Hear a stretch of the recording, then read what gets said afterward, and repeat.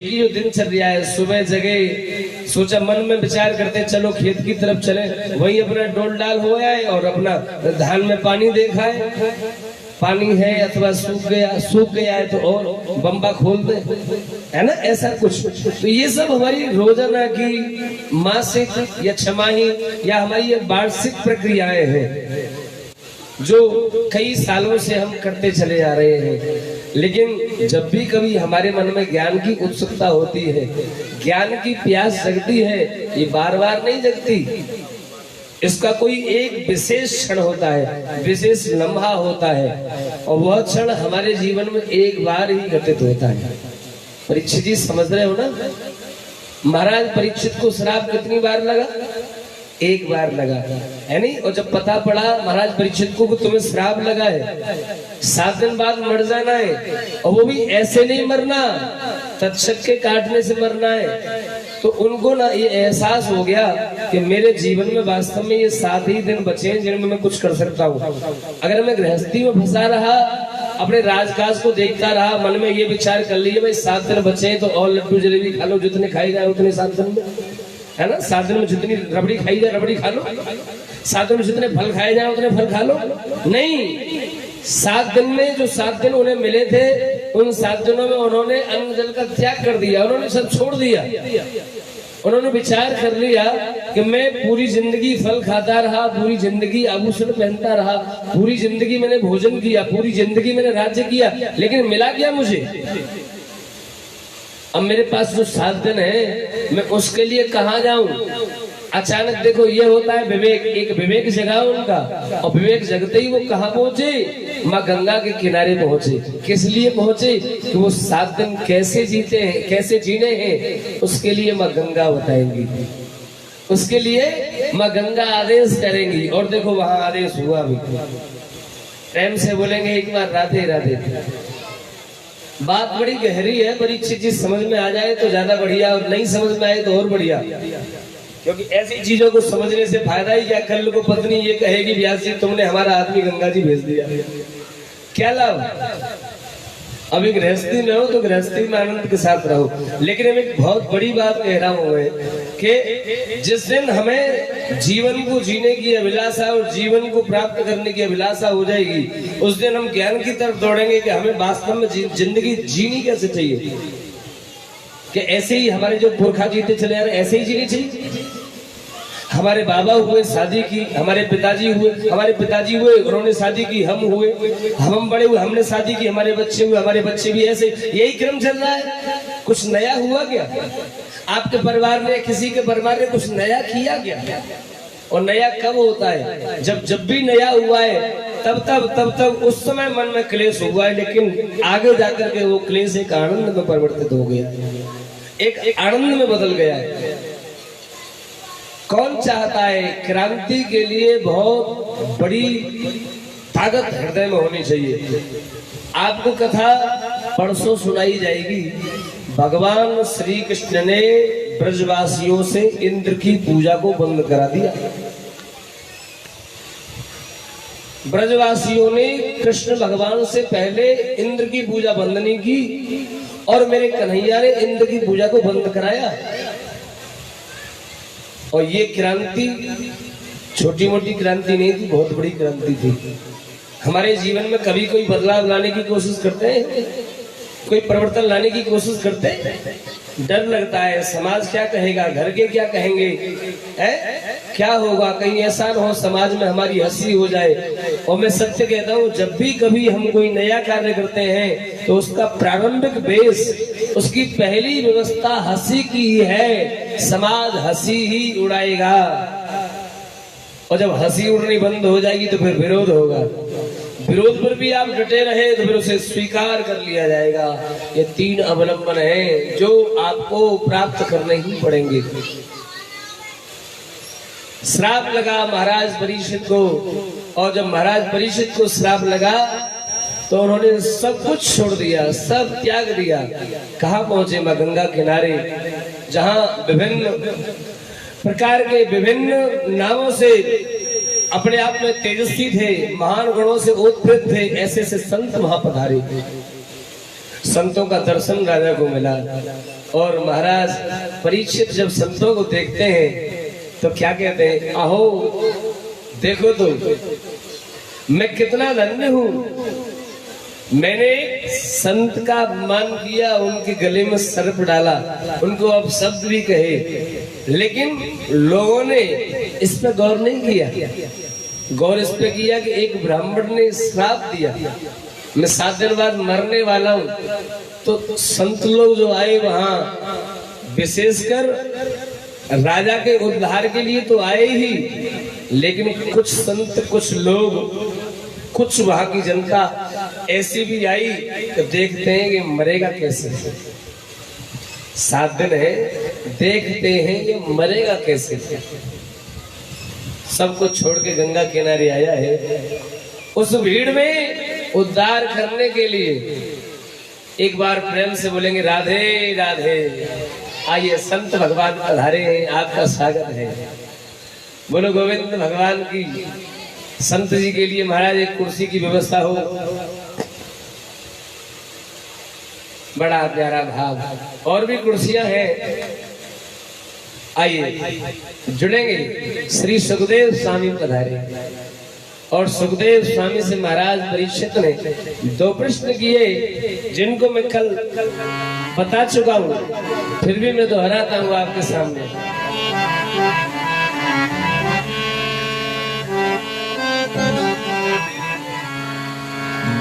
अतः वृक्षाम संसिद्धिं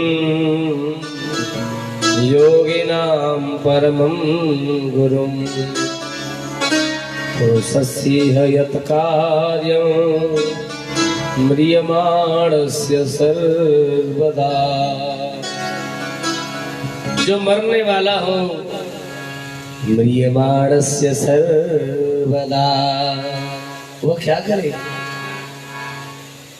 और यहाँ इस दुनिया में परीक्षित जी महाराज, हर व्यक्ति मरने ही वाला है। Everyone is going to die. आप कहाँ जा रहे हैं, आपका गंतव्य क्या है? What is your last point, आपका लास्ट पॉइंट, आखिरी पॉइंट क्या है, आप जा कहाँ रहे हैं? तो उत्तर, उसका सटीक जो उत्तर है वो मृत्यु है। आप मृत्यु की तरफ जा रहे हैं। बताओ, और कहीं जा रहे हैं क्या?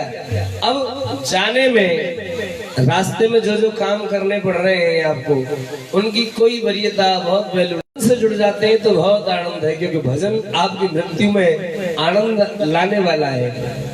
भजन के बिना आनंद नहीं आ सकता परीक्षित जी, है ना। मृत्यु कैसे होनी है ये निश्चित हो गया है, लेकिन हमें किस प्रकार करनी है ये निश्चित नहीं हुआ अभी। कभी कभी ऐसा होता है कि जो चीज लिखित में है उसको भी परिवर्तित किया जा सकता है, बदला जा सकता है। बदला जा सकता है कि नहीं, है ना। हिमाचल राजा से नारद जी ने ये बात कही थी, कहा मुनीस हेमवंत सुन जो विद लिखा लिलार, देव धनुष नरनाग खग को मेटन है। जब ये बात संतों को पता पड़ी तो संतों ने बड़ा प्रयास किया। संत कहते हैं जब मस्तक पर लिख गया है, बदलने वाला नहीं है, तो फिर ऐसे तो बड़ी दिक्कत हो जाएगी। कुछ तो ऐसा हो जिससे बदला जाए। तो फिर भगवान शंकर के द्वारा ये आशीर्वाद सबको मिला, बड़ा प्यारा। मंत्र महामणे विषय व्याल के, मंत्र महामणे विषय व्याल के, मंत्र महामणे विषय व्याल के, मंत्र महामणि विषय व्याल है। मैं तत कथेन कुअंक भाल के, मैं तत कथेन कुअंक भाल के, मैं तत कथेन कुअंक भाल के, मैं तत कठिन कुंक भाल के, मंत्र महामणे विषय व्याल के, मंत्र महामणे विषय व्यान के। बोलो वृंदावन बिहारी लाल की जय। महाराज मंत्र में वो सामर्थ्य है, अगर आप बड़ी मेहनत के साथ मंत्र जाप करते हैं, मंत्र से जुड़ जाते हैं, साधना से जुड़ जाते हैं, तो आपके मस्तिष्क पर छपी हुई जो कुअंकों वाली रेखाएं हैं वो मिट जाएंगी। साधना से जुड़ते हैं तो धर्म प्रेमियों, महाराज परीक्षित का ये प्रश्न है, जो मरने वाला हो वो क्या करे। सुखदेव स्वामी ने सुना कि जो मरने वाला हो वो क्या करे, गदगद हो गई, प्रसन्न हो गई। धर्म प्रेमी जब दूसरा प्रश्न सुना, पुरुषस्य यत् कार्यम्, एक पुरुष को, एक मनुष्य को कर्म क्या करना चाहिए, बोले तो उसे कर्म क्या करना चाहिए। ये दो प्रश्न बड़े आनंद को देने वाले। परीक्षित जी महाराज इन दोनों प्रश्नों को सुनकर के सुखदेव भगवान गदगद हो गए और तत्काल बोले। उन्होंने विलंब नहीं किया, तत्काल बोले, तत्क्षण बोल उठे। वरीयाने सुते प्रश्न क्रतो लोकहितं नृप, आत्मवित सम्मतः पुंसाम्। सुखदेव भगवान कहते हैं, आत्मवित सम्मतः पुंसाम् श्रोतव्यादिसूयः परः। राजन, तुमने जो सवाल किया है ना, वो बड़ा सुंदर है। इस सवाल से सुंदर दूसरा कोई सवाल हो ही नहीं सकता। ध्यान रखिए, सुखदेव स्वामी ने इस प्रश्न को सबसे बड़ा सुंदर क्यों बना दिया, क्योंकि यह अपने लिए नहीं है, यह सबके लिए है। कौन ऐसा है जो मरने वाला न हो? सब है? कोई ये गारंटी ले लेगा कि मैं 2 घंटे और जी लूं? है गारंटी किसी के पास? आशा है, हाँ साहब जिंदगी चल रही है, अभी तो बहुत आशा से ही तो जी रहे हैं। आशा से ही पढ़ते हैं, आशा से ही लिखते हैं, आशा से ही नौकरी लगाते हैं, नौकरी लग जाए तो आशा ही तो होती है कि अभी जिंदगी ढेर सारी है, तो सर पर सेहरा भी बांध लेते। न जाने कितने वाकया आपको ऐसे बताए जाए, पढ़ने जा रहा है, पढ़ने गया लेकिन लौट कर नहीं आया। कितने वाकया ऐसे बताए, नौकरी के लिए गया लौट कर नहीं आया। कितने वाकया ऐसे बताए, सर पर सेहरा बांध कर तो गया लेकिन लौट कर वापस नहीं आया। नजर कितने ऐसे वाकया, कोई गारंटी नहीं ले सकता कि मैं अगले पल भी हूँ। ये तो भगवान की दया है कि हम अगले पल है। कोई जिंदगी का कोई पता नहीं, क्या भरोसा है इस जिंदगी का, साथ तो देती नहीं ये किसी का। कोई भरोसा नहीं जिंदगी का। जो पल मिला, जो क्षण मिला, उसमें सत्संग हो जाए, उसमें भजन हो जाए, उसमें कीर्तन हो जाए, उसमें जाप हो जाए, उसमें संत सेवा हो जाए, और इतना भी नहीं कर सकते तो उसमें दूसरों के लिए भलाई का कुछ काम हो जाए। अरे हम मंदिर नहीं जा सकते, माला नहीं जप सकते, तो कम से कम किसी के बारे में गलत तो न सोचे, है ना, बुरा विचार तो न करे, ऐसा भाव हो जाए, उसी से जिंदगी बढ़िया बन जाए। कितना अच्छा, कितना बढ़िया भाव है कि हम भजन नहीं करते, कीर्तन नहीं करते, चलो कोई दिक्कत नहीं, लेकिन कम से कम किसी के बारे में कोई गलत भाव तो न रखें। और आज हम भरे पड़े अंदर से, वी आर कंप्लीटली फुल। कैसे? कुविचारों से, कुभावों से, निंदाओं से, स्तुतियों से नहीं, दूसरों की बुराइयों से हम भरे पड़े। हम खाली कैसे हो? हमारा वो बर्तन, हमारा हृदय रूपी बर्तन खाली कैसे हो? हमें सत्संग मिले, सत्संग हमें खाली कर दे, और फिर उसमें कीर्तन का मंजन हो जाए। काय का मंजन? काय से मन जाए हमारा हृदय, काय से मजेगा? अरे कोई पात्र होता है, उसमें हम खीर रख देते हैं, तो खीर को चलो खिला दिया, हमने बांट दिया उसे, और फिर उसे साफ तो करना पड़ेगा ना। कैसे साफ करेंगे जी? इसका मतलब करते हो, साफ करते हो। तो श्रीमती जी आपको ये काम करने देती है आपकी? भाई कमाल करते हो महाराज जी, है? ये तो सबके सामने पोल खोल रहे हो अपनी, कहा बर्तन भी साफ करने पड़ते हैं आपको। हे भगवान, वो बर्तन कैसे? एक जूना से साफ हो, साबुन से जूना से। ऐसे हृदय रूपी पात्र को कैसे साफ करना है? इस हृदय रूपी पात्र को कीर्तन से साफ करना है। जब तक कीर्तन नहीं होगा तब तक ये हृदय रूपी पात्र साफ नहीं हो सकता, स्वच्छ नहीं हो सकता। और धर्म प्रेमियों, जब ये कीर्तन से साफ हो जाएगा तो सत्संग के माध्यम से इसमें भाव जमा होंगे, सुविचार जमा होंगे, अच्छी अच्छी बातें जमा हो जाएंगी, क्योंकि ये खाली हो गया है। और भरा हुआ बर्तन, उसमें हम कुछ डालना चाहे कुछ चला जाए, कुछ नहीं जाए। बोलो गोविंद भगवान की। धर्म प्रेमियों, आज हम जुड़े, सुखदेव स्वामी कह रहे हैं बड़ा सुंदर प्रश्न है।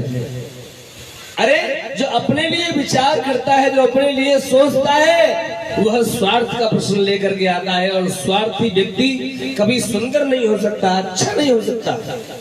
और जो व्यक्ति सबके बारे में सोचता है, सबके बारे में विचार करता है, वह सबसे सुंदर होता है।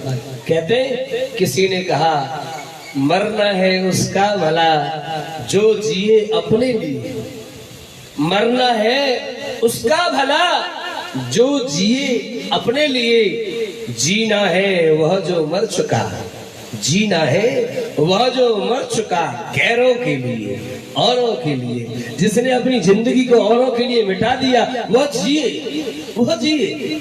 धर्म प्रेमियों, सुखदेव स्वामी कहते हैं, क्या सुंदर बरियाने से ते प्रश्न। तेरा जो प्रश्न है वो केवल प्रश्न नहीं है, बरियाने से है, अर्थात इससे सुंदर दूसरा कोई प्रश्न हो ही नहीं सकता। राजन, ऐसे प्रश्नों के लिए इंसान को एक अलग से एक्स्ट्रा टाइम लेना पड़ता है, और वो टाइम इंसानों के पास है ही नहीं। तूने जो प्रश्न किया है ना, ऐसे प्रश्न दुनिया के लोग कर ही नहीं सकते, उनके पास टाइम ही नहीं। क्यों टाइम नहीं है? सुखदेव स्वामी ने यह भी कह दिया, निद्रया ह्रियते नक्तम व्यवायेन च भावयः दिवाचार्थे हया राजन कुटुंब भरणेन वा। लोगों की जो रात्रियां हैं वो सोने में गुजर जाती हैं। सोते हैं ना, रात काय को बनाई है परीक्षित जी? रात काय को बनाई है? सोने को। कभी योगी लोगों से पूछो, कभी महात्मा लोगों से पूछो, रात काय को बनाई? तो असली बात बताएं, रात बनाई योग करने के लिए।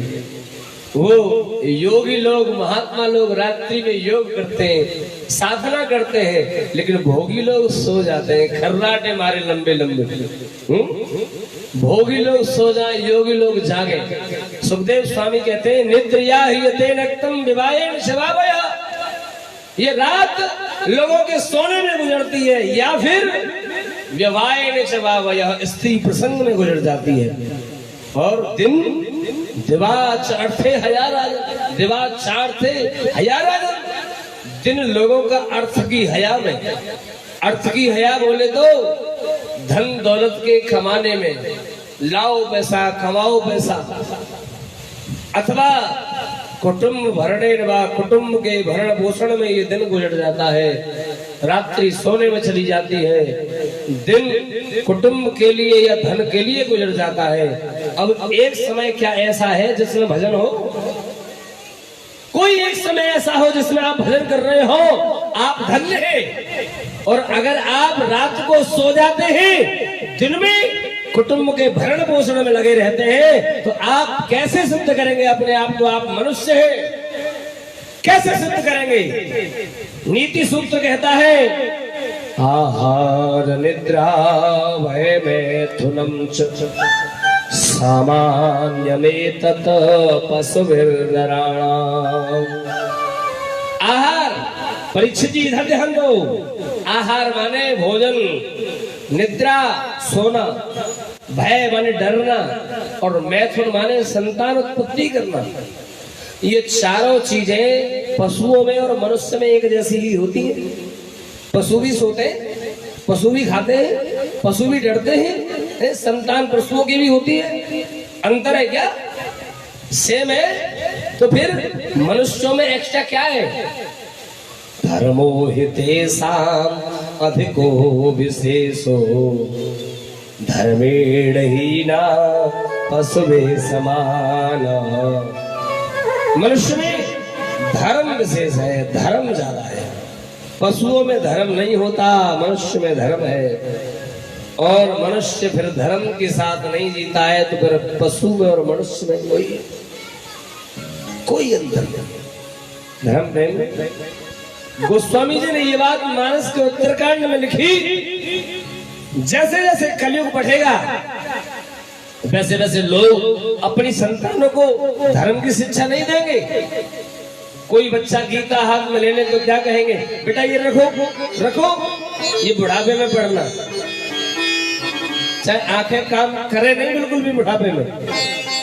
रामचरितमानस पढ़े? नहीं बेटा अभी नहीं, अभी तो अपनी विद्यालय की किताब पढ़ो, नौकरी लगाओ, बड़ी नौकरी। कौन सी वाली?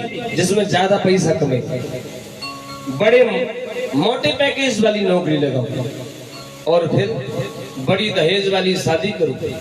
ऐसी व्यवस्था हो जिसमें घर में पैसा बना रहे, है ना, 2.5 स्केल से।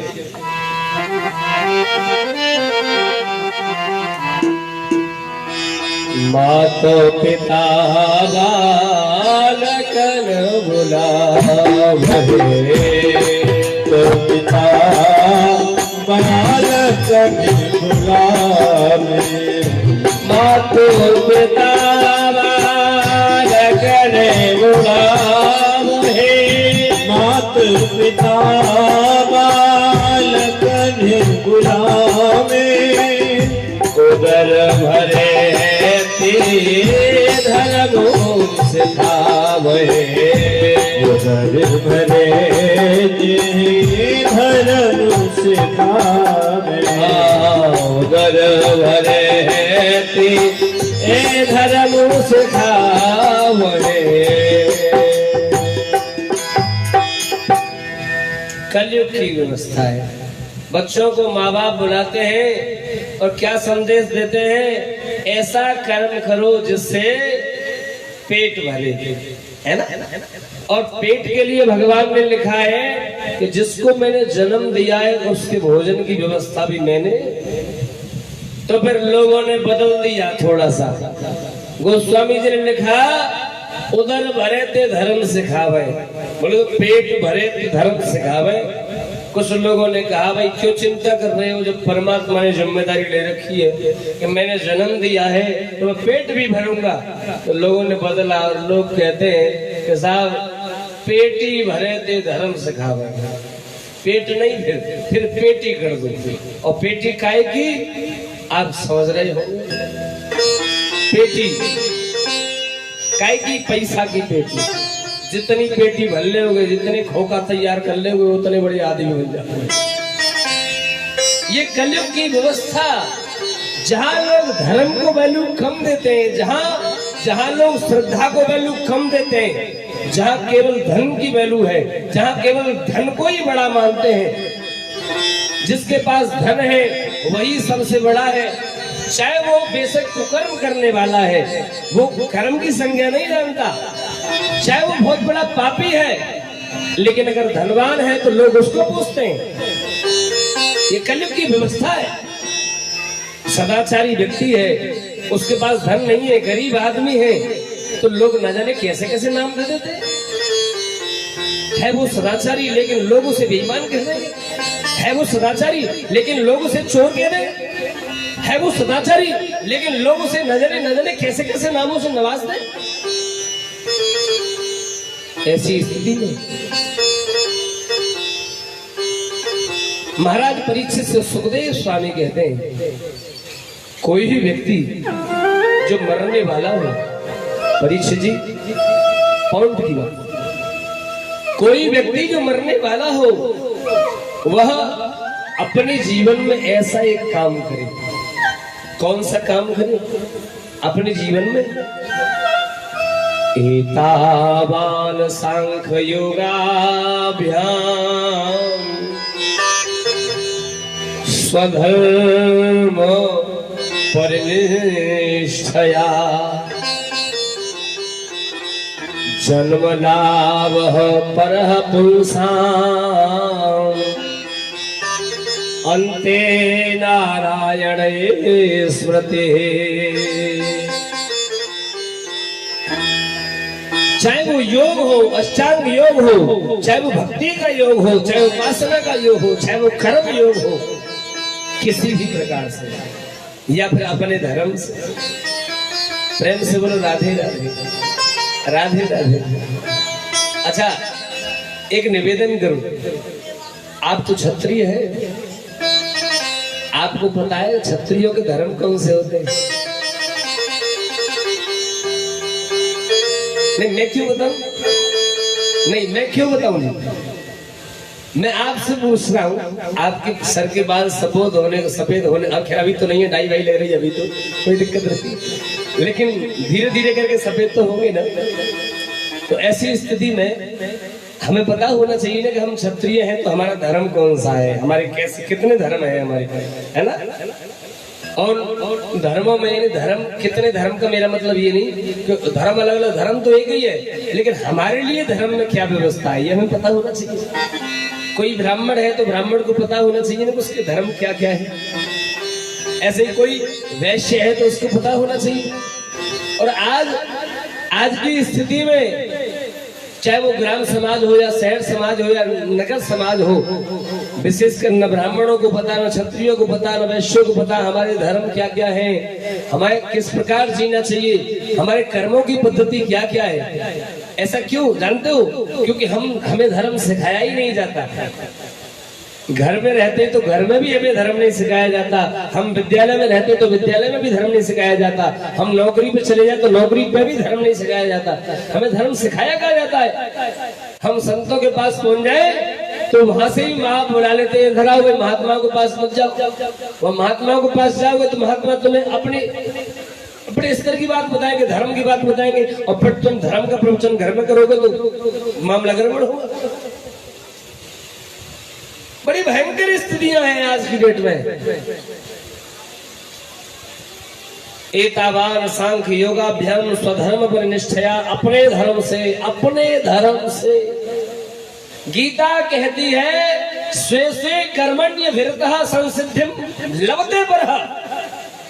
अपनी वर्ण में, बोले तो जाति में, अपनी जाति में पैदा हुआ आदमी अपनी जाति और धर्म के अनुसार अगर कर्म करता है तो परम सिद्धि को प्राप्त कर जाता है। उसे एक्स्ट्रा कुछ करने की जरूरत नहीं है, कुछ भी एक्स्ट्रा करने की जरूरत नहीं है। ये गीता का सूत्र कहता है।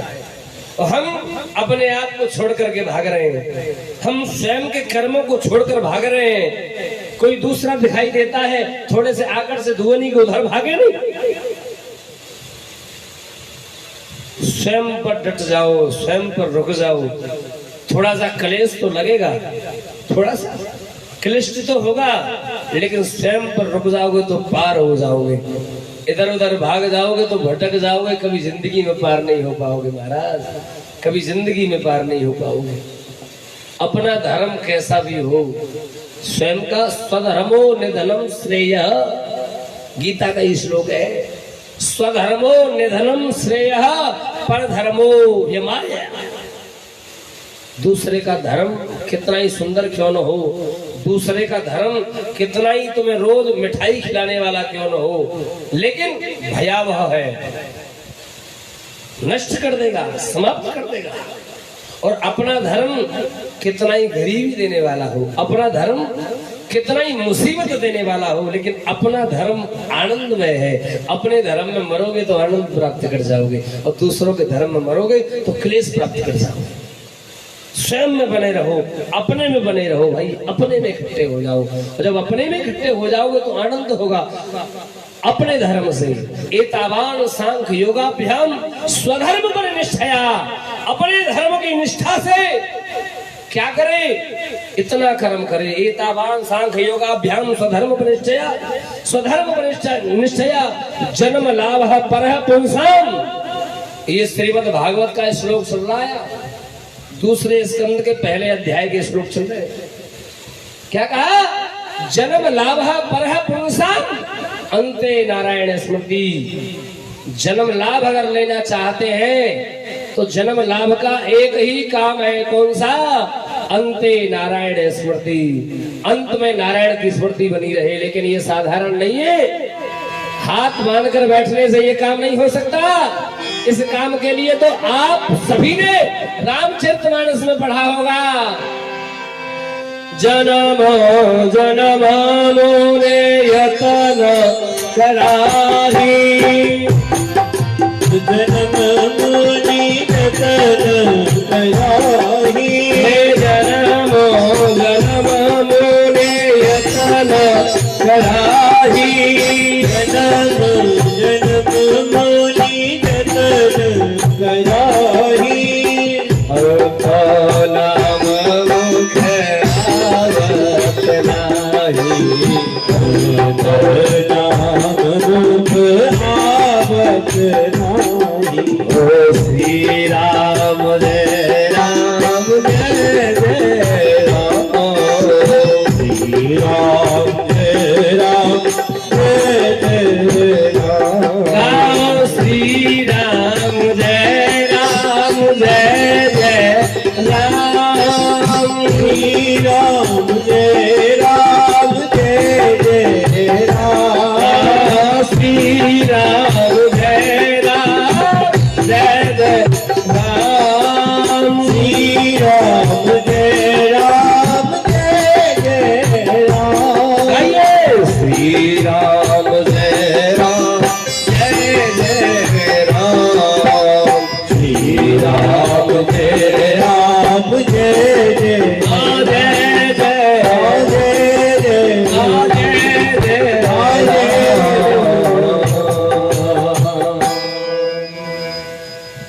सुखदेव स्वामी कहते हैं जो मरने वाला हो उसके लिए इससे सुंदर साधन कोई दूसरा नहीं है। कौन से वाला?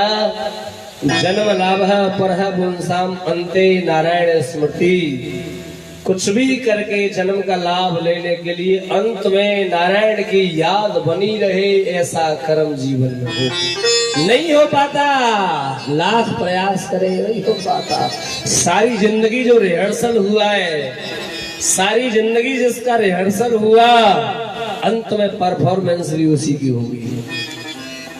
जैसे एक संत उदाहरण दे रहे थे कि कोई एक बुजुर्ग लगभग कोई 80 वर्ष की सी अवस्था, 3 बेटे, तीनों की शादी हो गई, एक बेटी है उसकी भी शादी हो गई, बेटी भी आई हुई थी घर पे क्योंकि रक्षाबंधन का पर्व आया था, बेटी भी घर पे थी।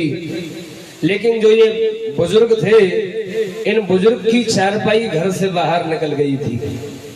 जैसे जैसे बुढ़ापा इन्हें घेर रहा था, वैसे वैसे बहुओं को, नातियों को दिक्कत होने लगी थी। ये खांसते हैं, खांसते खांसते खांसते खांसते बैठ जाते हैं, इनका कफ निकल जाता है, घर गंदा हो जाता है, इनको यहाँ से हटाओ। बहुओं ने क्लियर कर दिया कि अगर ये बुढ़े इस घर में रहे तो हम नहीं रहे, बार बार पोछा लगाए, बार बार घर गंदा कर दें। तीनों बेटों ने मिलकर पिताजी से कहा, पिताजी ऐसा कर्म होना चाहिए जिससे घर बने। अब तीनों बहू ही परेशान है, तो एक काम करो, घर के बिल्कुल बगल में जो हमारा घेर है उस घेर में भी कमरा बनाए, चारपाई अगर आपकी वहां पहुंच जाए तो कम से कम पशुओं की तो देखभाल रहेगी। तो जो बड़े बूढ़े पिताजी थे वो बोले, हाँ बेटा अब हम पशु ही देखने लायक हैं, और क्या देखेंगे, पशु ही देख सकते हैं। आखिरकार चारपाई पहुंच गई, बिल्कुल बगल में 4-5 भैंसे हैं, 2-3 गाय भी हैं, और उनके नन्हे मुन्ने लवारे भी हैं।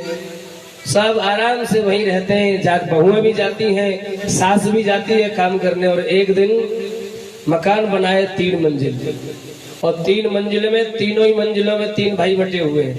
सबसे ऊपर की मंजिल में बड़ी वाली बहू रहती है, बीच वाले मंजिल में बीच वाली रहती है, और नीचे वाली मंजिल में सबसे छोटी वाली रहती है।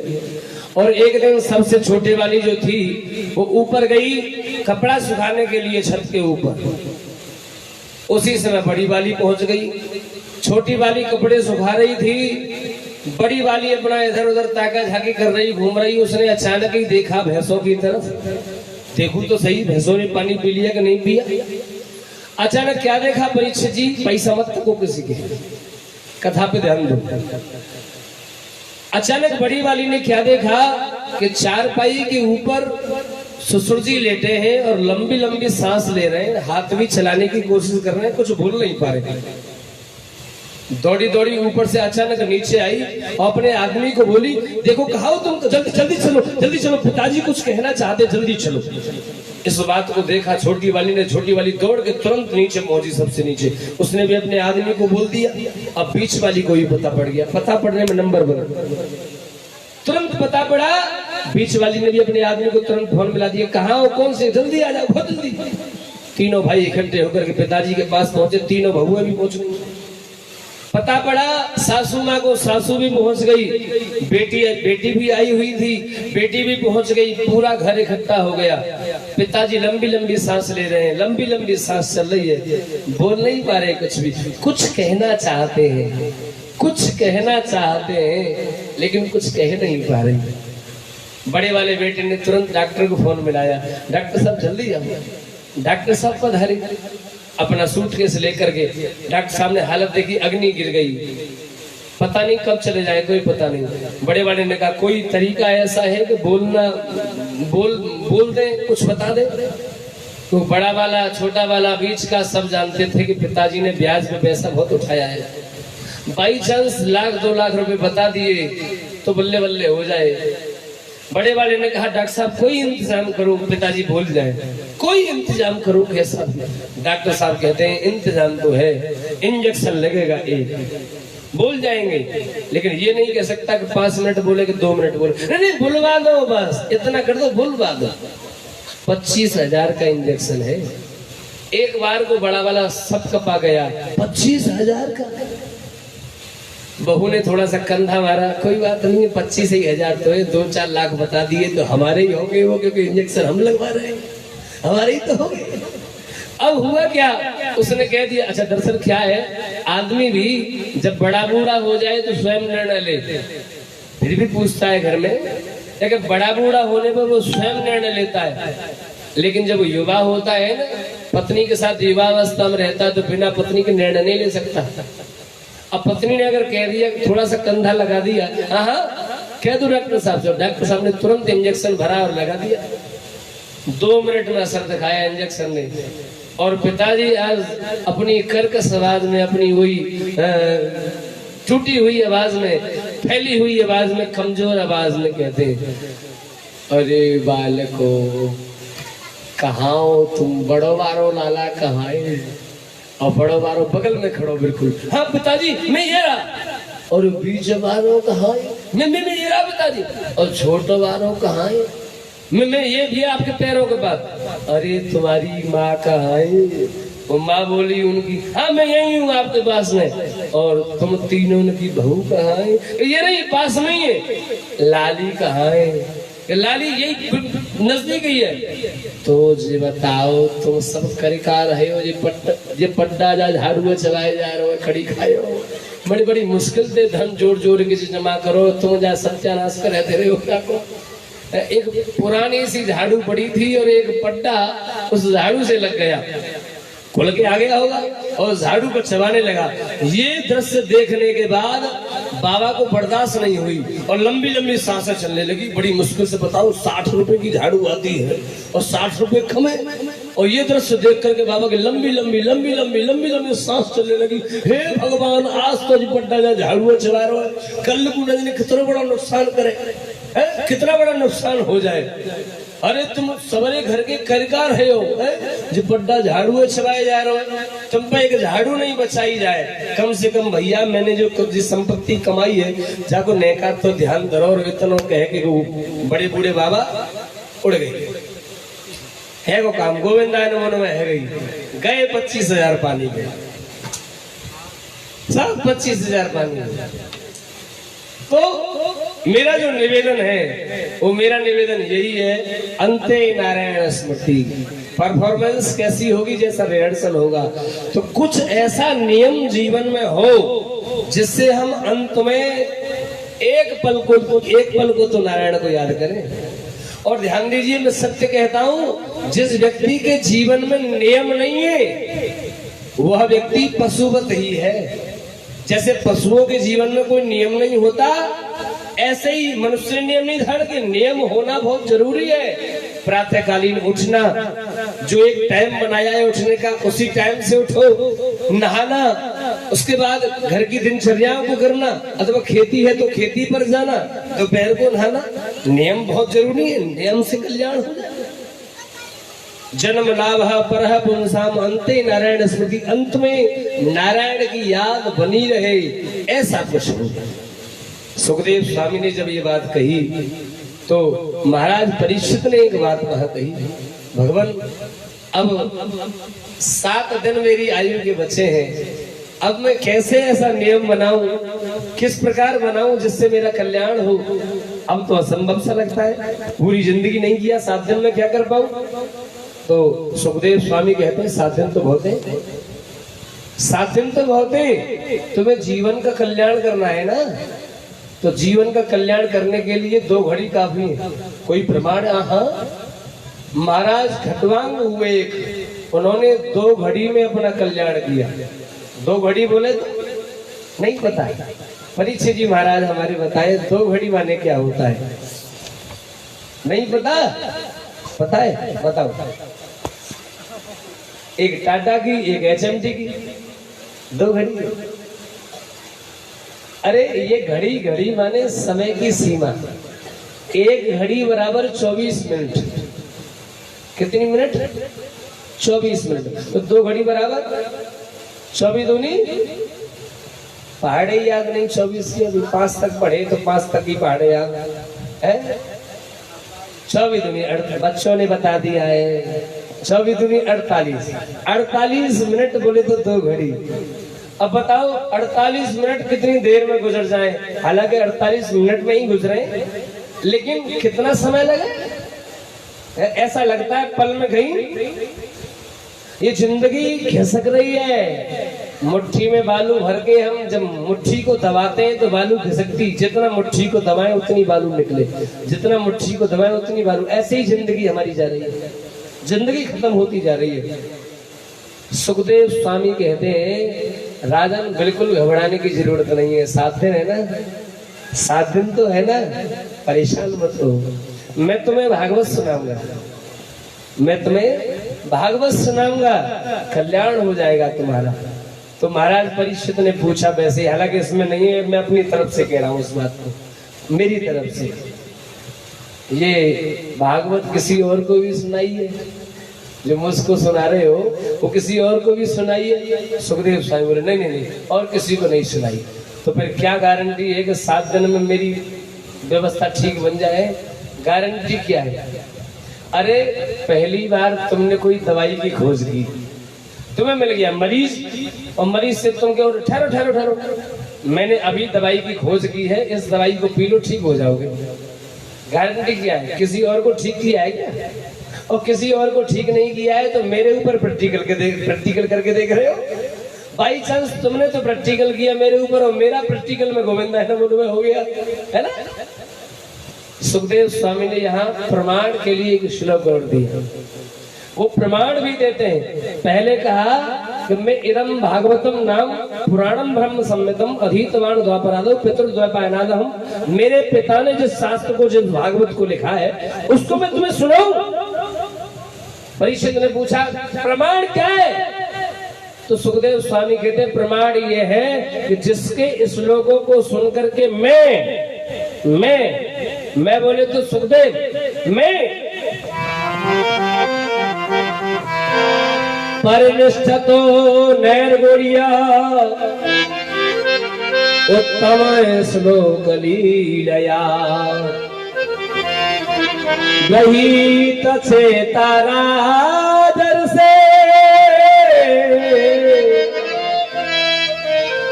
आख्यानम यदधीतवान। राजन मैं निराकार ब्रह्म में स्थित था। जब मेरा जन्म हुआ था तो मैं कहाँ गया था? हमारे परीक्षित जी बताए, सुखदेव स्वामी का जब जन्म हुआ था तो कहाँ चले गए थे? सुखदेव स्वामी जन्म लेते ही जंगल चले गए थे। क्यों चले गए थे जंगल? क्योंकि ये संसार की माया मुझे न घेर ले। वो जंगल में, और जंगल में क्या, वो निराकार ब्रह्म में स्थित हो गए। अब वही कह रहे हैं, मैं तो निराकार में स्थित हो गया था, लेकिन बाहरी भागवत जिसके 2 श्लोक सुने। कितने श्लोक सुने? 2 श्लोक सुने, और उन 2 श्लोकों को सुन करके मैं उस निराकार ब्रह्म से साकार में आ गया, मैं साकार से जुड़ गया। मुझे उन 2 श्लोकों ने मेरे गोविंद से प्रेम करा दिया, और आज मैं उसी भागवत में मस्त रहता हूँ। तुम्हारे पास साथ है ना, मैं पूरी भागवत सुनाऊंगा तुम्हें, फिर देखो तुम्हारे जीवन में कल्याण होता है कि नहीं होता। ये भागवत कल्याण करने वाली है।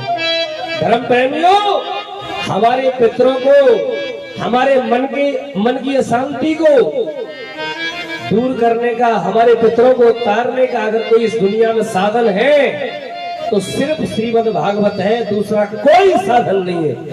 आप लाख बार गया में जाकर के पिंडदान करें, है आप कभी गया गए हो? मुझे ऐसा नहीं लगता कि आप में से शायद कोई गया भी हो आप में से, तो आपने वहां गया की स्थिति देखी है? वहां जो पंडे लोग हैं जो पिंडदान कराते हैं, वो आपको ऐसे लूट ले जाए, ऐसे उठा ले जाए, आपको पता ना पड़े और आपकी जेब कब कट गई। ऐसे नहीं। पिंडदान की व्यवस्थाएं अलग हैं, और दूसरी बात, आप लाख पिंडदान करें, पिंडदान से वो व्यवस्था बनने वाली नहीं है जो भागवत के माध्यम से बन सकती है। पितरों की पूजा, उसमें भागवत हो जाए और उसमें अपने पितरों को भागवत सुनवा दी जाए, तो मैं गारंटी देता हूँ आप अगले साल उनके नाम का श्राद्ध करें या न करें, वो उतर गए, वो पार हो गए। भागवत ही एक साधन है जो हमारे शोक को, दुख को दूर करने वाला है। भागवत ही साधन है जो हमारे संसार की पीड़ा को मिटाने वाला है। और उसके लिए हमें करना क्या है? उसके लिए हमें बस श्रद्धा को इकट्ठा करना है, अपने भाव को जगाना है। भागवत मिली नहीं। बोलो वृंदावन में हरिलाल की। आज लेके आए अपने बुजुर्गों को, बड़े बड़े लाए आज तो चक्के खीर खवाइए, जो करें यही बैठे हैं तो घर पर खीर खाए, घर पर खीर खा के आए हो, उन्हें ले गए फिर खीर खिलाने। जय हो परीक्षित जी आपकी, कमाल। बोलो वृंदावन में हरिलाल की।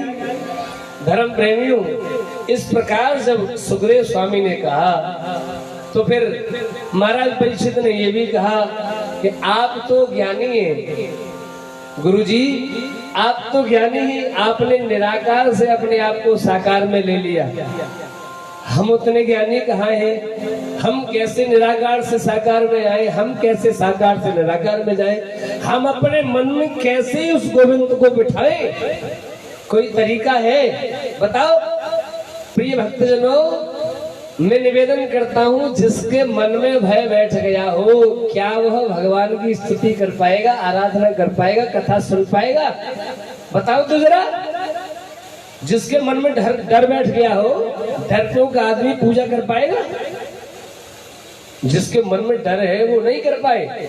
लेकिन कह रहे हैं सुखदेव स्वामी, मन में से डर को निकाल दो। और करना क्या है? डर को निकाल करके मन को जोड़ो भगवान से। कैसे जोड़ना है? उसके लिए धारणा करनी पड़ेगी। कैसे धारणा करनी पड़ेगी?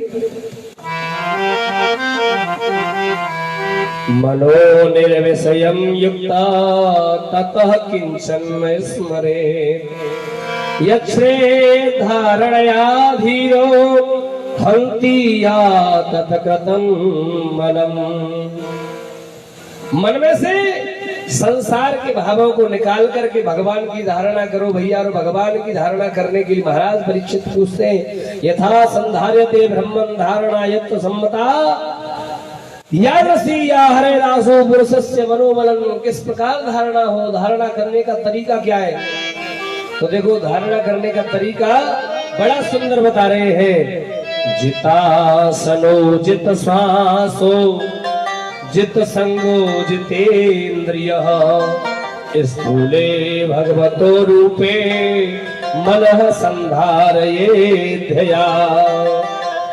जितासनो, सुखदेव स्वामी कहते हैं महाराज आसन जीत लो। परीक्षित जी पहले क्या करना है, आसन जीतना है जी। अब किसी बंदर से ये कहा जाए कि इस डाली पर 10 मिनट बैठ जाओ, बैठ जाएगा? नहीं बैठ सकता ना। किसी मेढक से कहा जाए कि तू तराजू में बैठ, मैं दूसरा पकड़ के लाता हूँ, बैठ जाएगा? मुझे तो नहीं लग रहा बैठ जाए। ये चंचलता है मन की चंचलता को दूर करके जितासनो आसन जीतना पड़ेगा। और आसन जीतने का मतलब है एक जगह जैसे बैठे वैसे ही बैठ जाओ, है ना। एक जगह जिस प्रकार बैठे हैं वैसे ही बैठे हो। आसन जीतने का मतलब क्या है, शरीर की जो स्थिति हमें आसान लगती है उस पर कंट्रोल हो जाना।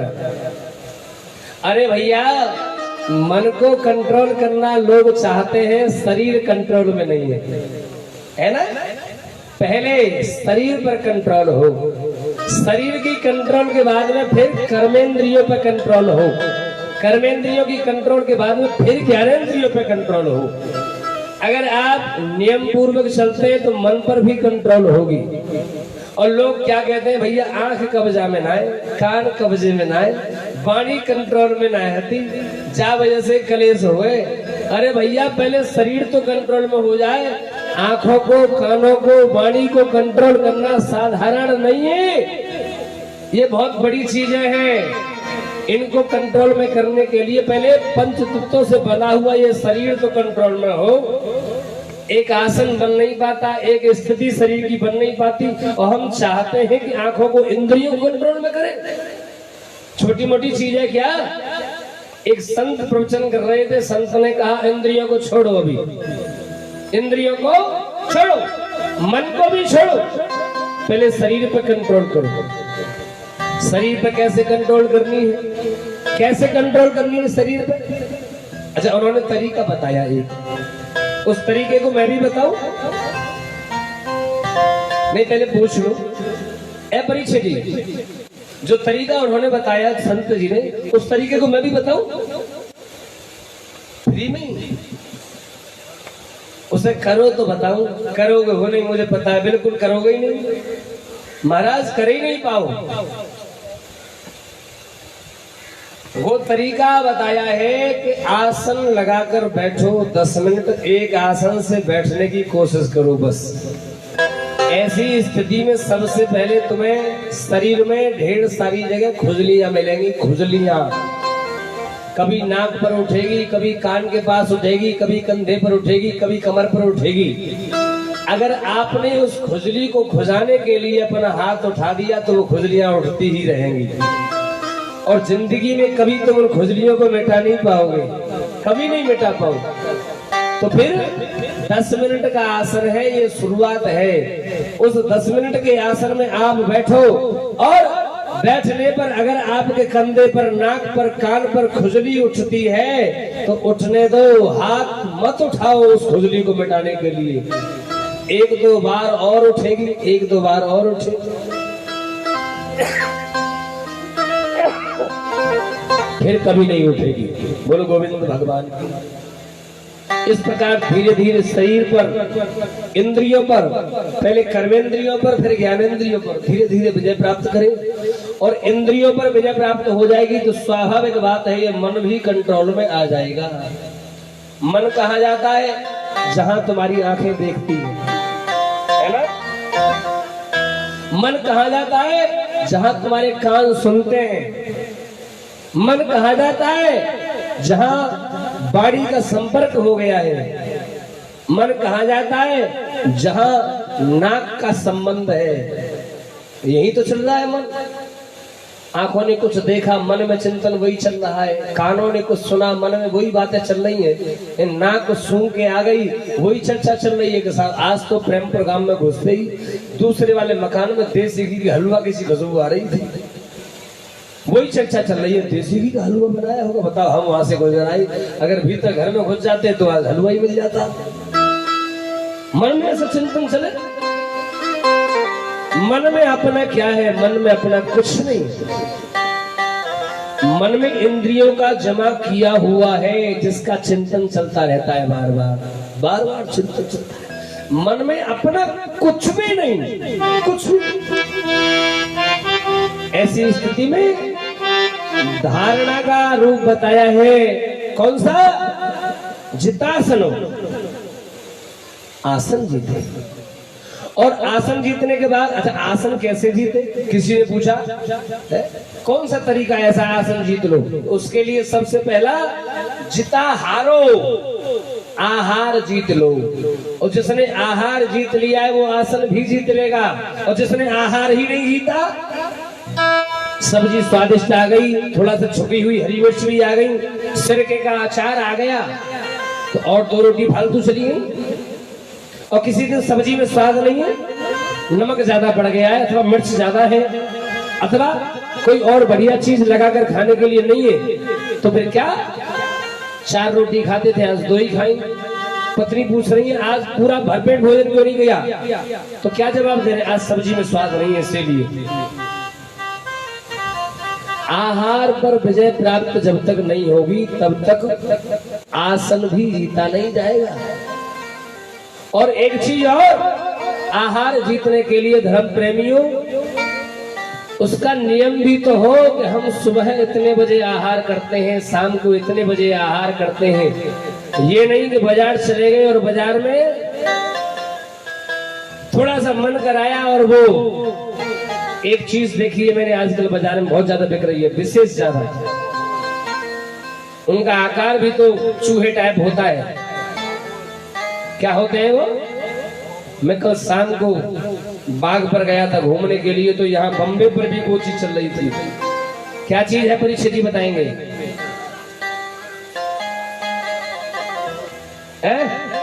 मोमोज। मुझे नाम पता नहीं है, परीक्षित जी को नाम भी पता है। आहार पर विजय प्राप्त करिए धर्म प्रेमियों। जितासनो, आसन को जीतो। आसन को जीतने के बाद जितासनो जित श्वासो, श्वास को जीतो। और श्वास को जीतने के बाद जितासनो जित श्वासो जित संगो, संग जीतो अपना। जितेंद्रिय, इंद्रियों पर विजय प्राप्त करो। स्थूले भगवतो रूपे मनः संधारये धया। फिर स्थूलता में जो कुछ भी दिखाई देता है उन सब में भगवान की ही धारणा करो। मन को वही लगाओ। भगवान के शरीर में ये कल्पना करो कि कटी से नीचे का जितना भाग है वो पृथ्वी से नीचे के जितने लोग हैं, जितने लोग हैं, ऐसी कल्पना मन में।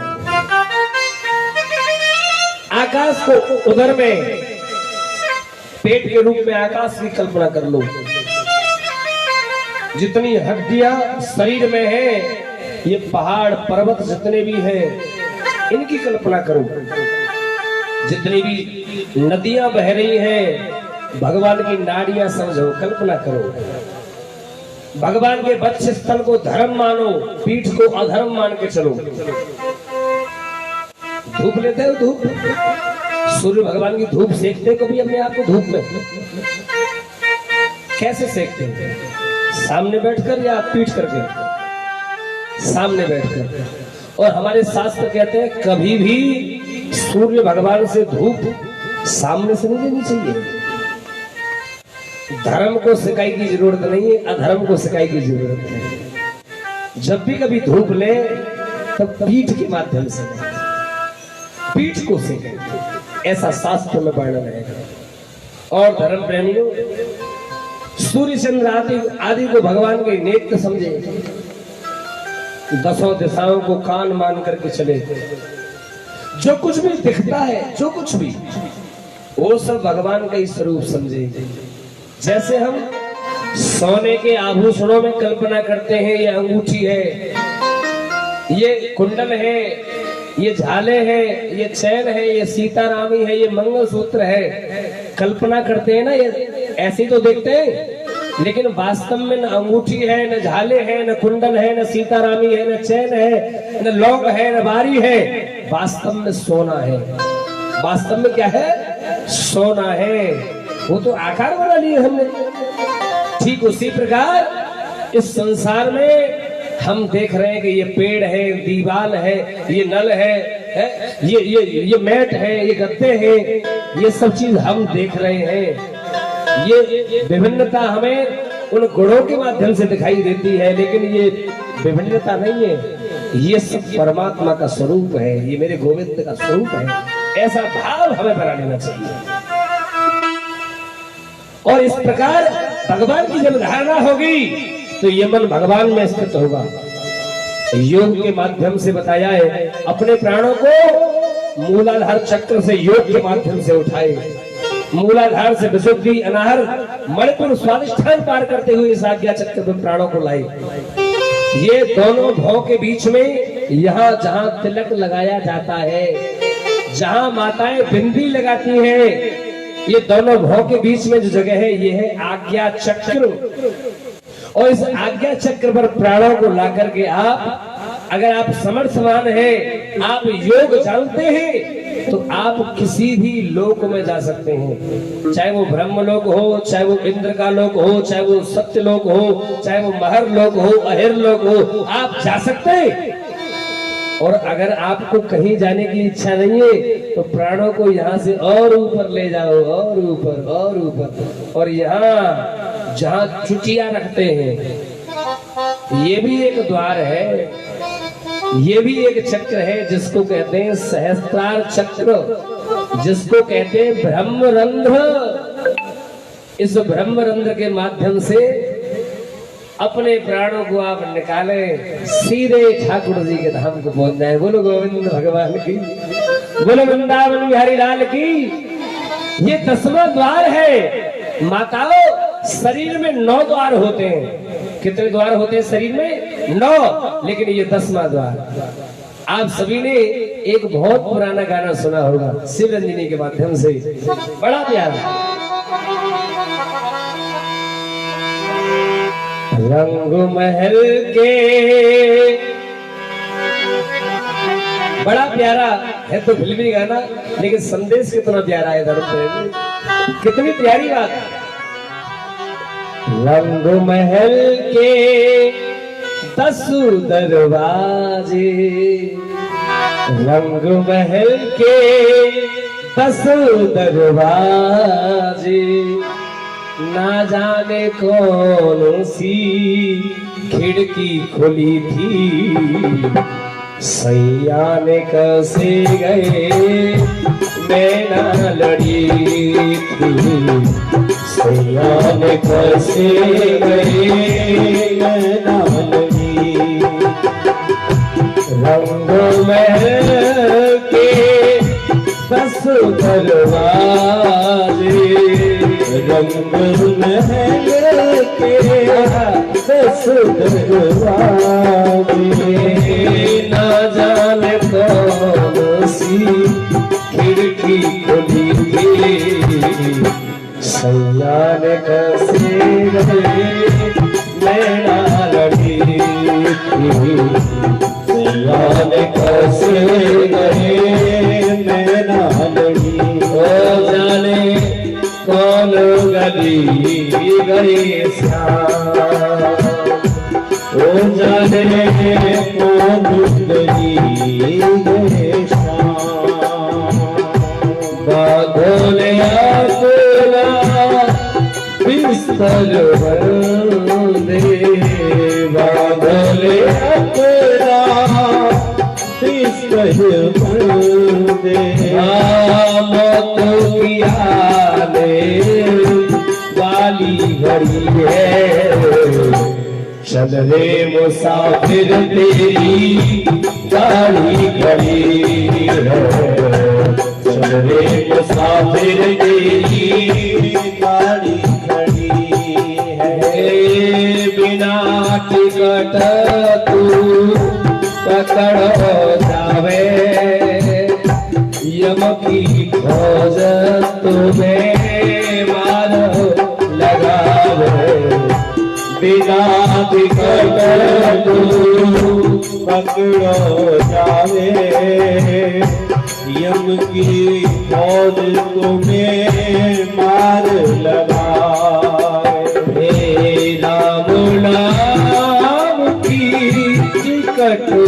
कटालो राम नाम की टिकट कटालो राम नाम की टिकट कटालो राम नाम की टिकट कटालो वो तो किया ने गाली भरी है चल रे मुसाफिर तेरी गाड़ी भरी है चल रे मुसाफिर तेरी गाड़ी खड़ी है चल रे मुसाफिर तेरी गाड़ी खड़ी है। ये 10वां द्वार, यहाँ से अगर प्राण निकले तो सीधा वैकुंठ है, सीधा मोक्ष मुक्ति है। लेकिन ऐसा कोई करोड़ों करोड़ों करोड़ों में कोई बिरला ही होता है। धर्म प्रेमियों, कोई व्यक्ति मरने वाला हो तो हम ये जानकारी कर सकते हैं कि उसकी गति क्या है। मरते मरते अगर मलमूत्र निकल जाए समझ लेना चाहिए इसकी अधोगति हो गई, उत्तम गति नहीं हुई, अधोगति हुई। मरते मरते आंखें फटी रह जाए, मुंह खुला रह जाए, नाक से रक्त आ जाए अथवा पसीना निकल आए, समझ लेना चाहिए मध्यम गति हुई। और मरते समय ये खोपड़ी फूट जाए यहाँ से। आपको पता है जब कपाल क्रिया करते हैं, किसी आदमी को जलाते हैं, किसी को भी, तो खोपड़ी फोड़ते हैं। परीक्षित जी फोड़ते हैं ना खोपड़ी। वो कपाल क्रिया क्या है? ये ब्रह्मरंध्र है जिसको फोड़ा जाता है।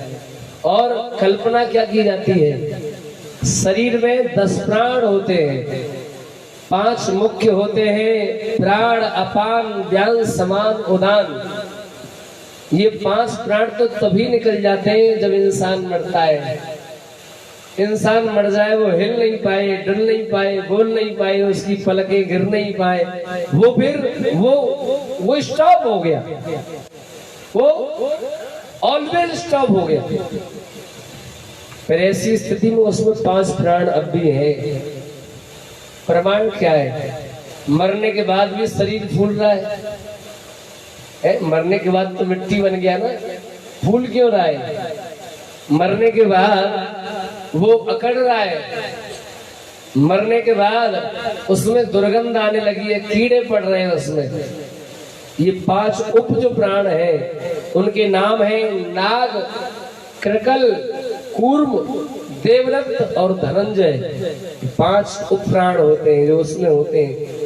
तो ऋषि मुनियों ने ये पद्धति बनाई, ऋषि मुनियों ने यह विचार किया कि ये 5 उपप्राण जो शरीर में हैं, अगर इनको यहाँ से खोपड़ी तोड़कर निकाला जाए तो शायद कुछ अच्छी गति हो जाए, कुछ बढ़िया